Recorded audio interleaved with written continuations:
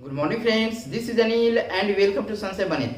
दोस्तों, शिक्षा जगत की महत्वपूर्ण खबरों के साथ आज मैं फिर आपके बीच उपस्थित हूँ। आइए हम लोग शुरुआत करते हैं। इससे पहले यदि आप हमारे चैनल पर नए हैं, चैनल को जरूर सब्सक्राइब कीजिएगा और अपने दोस्तों को भी शेयर कर दीजिएगा, बिकॉज शेयरिंग इज केयरिंग।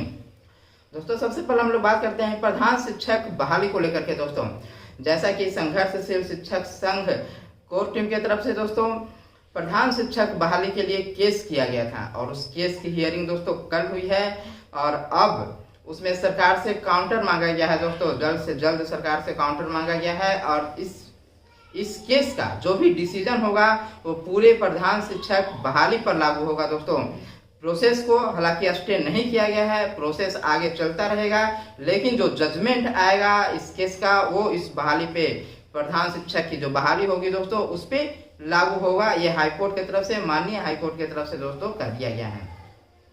फिर इसकी नेक्स्ट जो हियरिंग होगी उस दिन पूरी तस्वीरें क्लियर हो जाएगी। दोस्तों, जब बिहार सरकार शिक्षा विभाग अपना क्या वहाँ पे काउंटर जमा करती है, क्योंकि वहाँ से जवाब मांगा गया है और हाईकोर्ट की तरफ से, और जल्द ही शिक्षा विभाग भी इस पर अपना जवाब जो है वो हाईकोर्ट में प्रस्तुत करेगी। दोस्तों, ये कंफर्म है कि इसमें अंतरिम ऑर्डर पास हो गया है।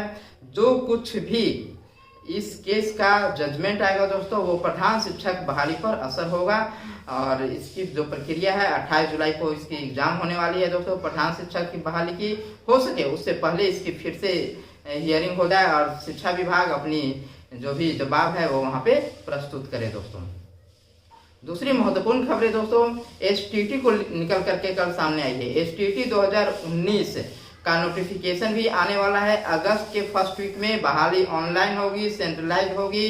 शिक्षक अभ्यर्थियों को बार बार नियोजन इकाई में जाना नहीं होगा, जैसा कि ऑफलाइन में होता था कि यदि कहीं भी किसी भी डिस्ट्रिक्ट में फॉर्म फिल करना है तो वहां पे जाना होता था, नहीं तो फिर पोस्ट ऑफिस के माध्यम से आपको स्पीड पोस्ट करना होता था। लेकिन इस बार आपका ऑनलाइन प्रक्रिया होगा। दोस्तों, उसी में आपका एक ही फॉर्म डलाएगा, ऑनलाइन प्रक्रिया होगा और उसी में ऑप्शन आपसे मांगा जाएगा। दोस्तों, हाँ, नियोजन इकाई में काउंसलिंग के लिए जाना होगा। ये अपर मुख्य सचिव माननीय दीपक कुमार सर का कहना है दोस्तों कि शिक्षक अभ्यर्थी सिर्फ और सिर्फ काउंसलिंग कराने के लिए नियोजन इकाई में जाएंगे, वहीं से उन्हें नियुक्ति पत्र दिया जाएगा। लेकिन माननीय अपर मुख्य सचिव दीपक कुमार सर से ये निवेदन है कि शिक्षक अभ्यर्थियों का कि काउंसलिंग भी ऑनलाइन होनी चाहिए। दोस्तों, जो काउंसलिंग होना चाहिए, काउंसलिंग भी ऑनलाइन होना चाहिए, एक सेंट्रलाइज तरीके से काउंसलिंग होनी चाहिए और नियुक्ति पत्र आप नियोजन इकाई से दिलवा दीजिए, इसमें किसी भी तरह का कोई समस्या नहीं होगा। लेकिन यदि काउंसलिंग भी ऑनलाइन तरीके से और सेंट्रलाइज तरीके से हो जाए तो इससे बेटर कुछ भी नहीं होगा। दोस्तों, शिक्षक अभ्यर्थियों के लिए इससे बेटर कुछ भी नहीं होगा और जिस नियोजन इकाई में उसकी काउंसलिंग होगी उस नियोजन इकाई में वो शिक्षक अभ्यर्थी जाएगा और वहां से उनको नियुक्ति पत्र दिया जाएगा। दोस्तों, इस तरह की व्यवस्था यदि शिक्षा विभाग कर देगी तो और भी अच्छा हो जाएगा। हालांकि शिक्षा विभाग इस पर भी विचार कर रही है। माननीय अपर मुख्य सचिव दीपक सर का कहना है दोस्तों, कल बहुत बड़ी एक खबरें आई थी, बिग ब्रेकिंग न्यूज था कि एसटीटी 2019 के जो शिक्षक अभ्यर्थी हैं लगातार प्रयासरत हैं कई सालों से। एसटीटी 2019 में हुआ था, कोरोना के टाइम पे लोग इधर उधर भागम दौड़ करके अपना एग्जाम दिए थे, रिजल्ट भी आ गया और उन्हें स्कोर कार्ड का भी डिस्ट्रीब्यूशन कर दिया गया है। दोस्तों, अब अधिसूचना की बारी थी तो सरकार अगस्त में उनकी अधिसूचना लेकर के आ रही है। इसमें पांच चरण की बहाली जो है वो पूरी तरह से कंप्लीट हो चुकी है।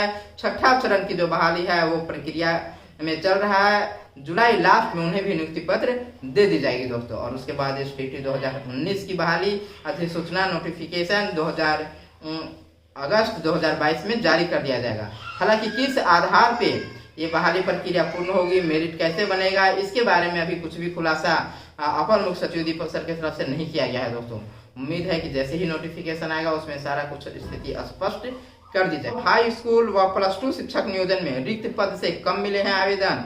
बिहार मुक्त विद्यालय शिक्षण और बोर्ड की परीक्षा आज से होगी।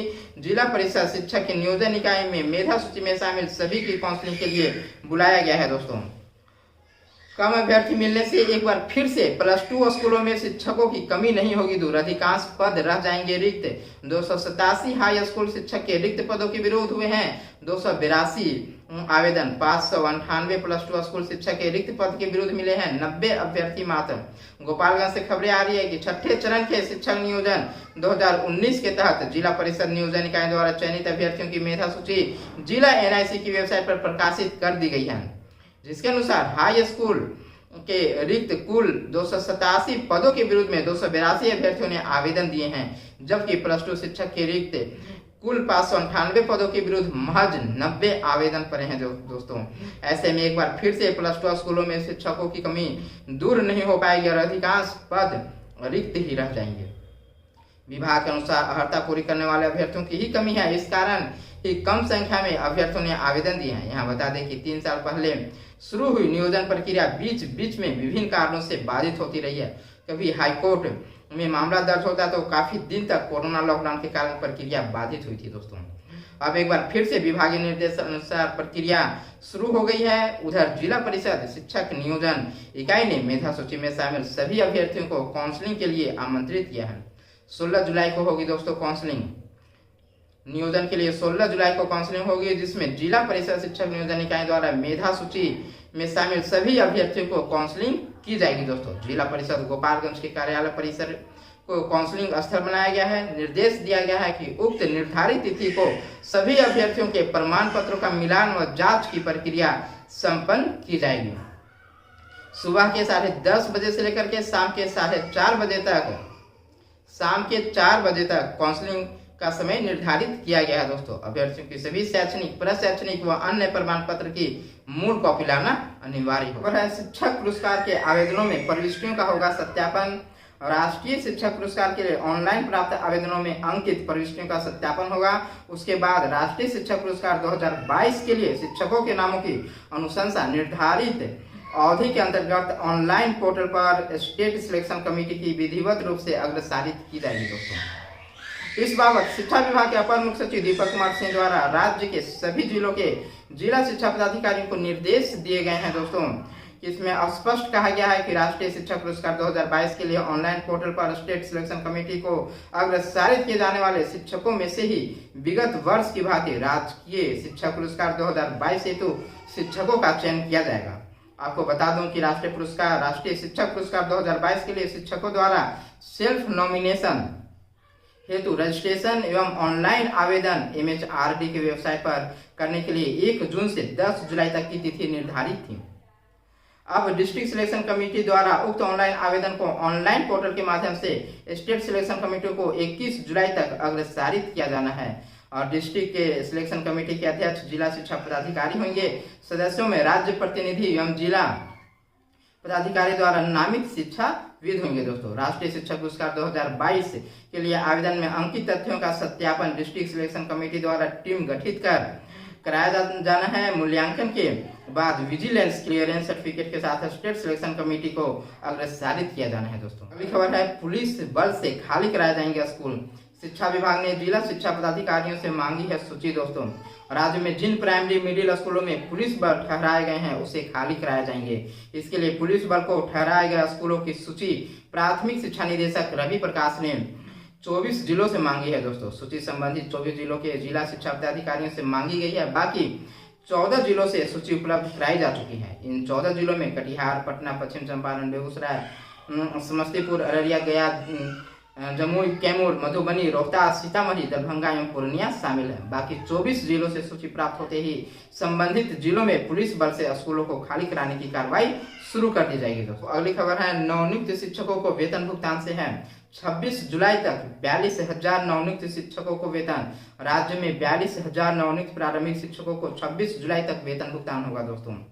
शिक्षा विभाग ने नवनियुक्त शिक्षकों को वेतन भुगतान सुनिश्चित कराने का आदेश सभी जिला शिक्षा अधिकारियों को दे दिया है। निदेशक प्राथमिक रवि प्रकाश ने वीडियो कॉन्फ्रेंसिंग के माध्यम से यह आदेश सभी जिलों को दिया है दोस्तों। अफसरों पर कार्रवाई करे सरकार, राष्ट्रीय जनता दल का कहना है दोस्तों। राष्ट्रीय जनता दल ने वैसे अधिकारियों के खिलाफ अविलंब कार्रवाई करने की मांग की है जो स्कूलों के निरीक्षण के नाम पर शिक्षकों को सरेआम जलील और प्रताड़ित कर अपने पद का ध्वंस दिखाना विशेष अधिकार समझते हैं। राजद प्रवक्ता चित्तरंजन गगन ने कहा कि स्कूलों में पढ़ाई का स्तर सुधारने के लिए निरीक्षण जरूरी है, परंतु हर कमी के लिए शिक्षकों को ही दोष देना बिल्कुल भी ठीक नहीं है। दोस्तों आज के सुर्खियों में इतना ही, फिर मिलते हैं अगले वीडियो में। आप संसद बनने के साथ बने रहें।